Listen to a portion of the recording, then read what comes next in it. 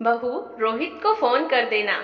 Office से आते हुए मेरे और तेरे पापा जी की दवाई लेते आएगा। हमने सुबह में बोला था, पर उसने कहा कि माँ एक बार कॉल करके याद दिलवा देना। ऑफिस में बहुत काम होता है तो याद नहीं रहेगा। सुनीता जी ने अपनी बहू सौम्या को आवाज लगाकर कहा। सौम्या बस नाम की ही सौम्या थी, वैसे उससे किसी चीज की उम्मीद नहीं की जा सकती थी।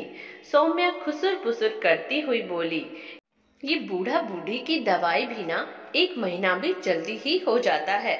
जब से यहाँ आए हैं सब खर्चे तो उठा रहे हैं ही, साथ में दवाई भी हम ही मंगवाएं। फिर रोहित को फोन कर कहा, दवाई ले आना अपने मम्मी पापा की, और फोन रख दिया। रोहित तो अपने मम्मी पापा का संस्कारी बेटा था, जैसे उसके मम्मी पापा कहते वही करता। पहले पिताजी बड़े भाई के साथ रहते थे, जो दूसरे शहर में डॉक्टर थे। एक बार पिताजी ज्यादा बीमार हो गए तो दवाई में थोड़ा ज्यादा खर्चा हुआ, सो बस पिताजी से पैसे मांग लिए और कहा कि आधे पैसे छोटे रोहित से ले लो, मेरा इस महीने बहुत अधिक खर्चा हो गया है। पिताजी ने सारी बात छोटे बेटे रोहित को बताई तो रोहित ने बड़े भाई को पैसे दिए और मम्मी पापा दोनों को अपने पास बुला लिया।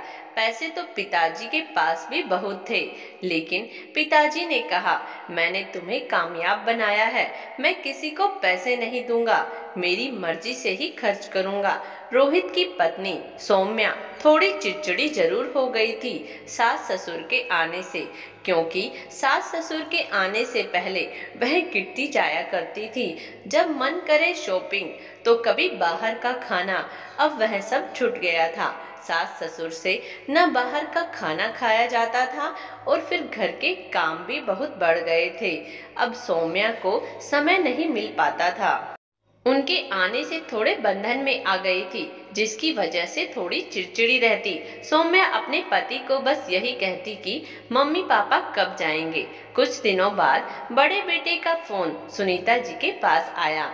तब बड़ा बेटा सुनीता जी को कहने लगा, मम्मी हमने नया खुद का मकान खरीदा है और आप लोगों को जरूर आना है। सुनीता जी थोड़ी खुश हो गई, लेकिन उसने कहा, पैसे कम पड़ रहे हैं, पिताजी को कहना कि उनके अकाउंट में पैसे तो हैं ही, मेरे हिस्से के मुझे अभी दे दे।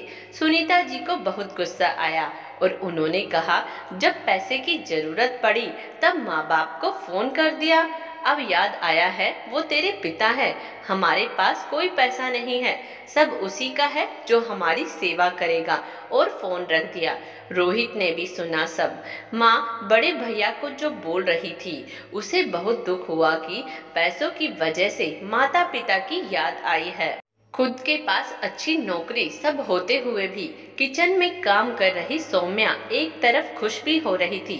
सासू माँ ने कहा, जो हमारी सेवा करेगा उसी के पैसे, शायद वो पैसे हमारे हो।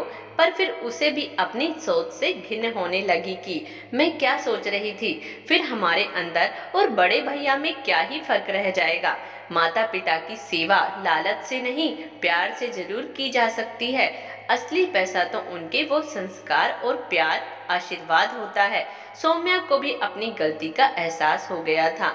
अब पूरे परिवार में खुशी का माहौल था, क्योंकि छोटी और ओछी सोच घर से बाहर निकल चुकी थी। दोस्तों, यह कहानी आपको कैसी लगी कमेंट्स बॉक्स में जरूर बताइएगा।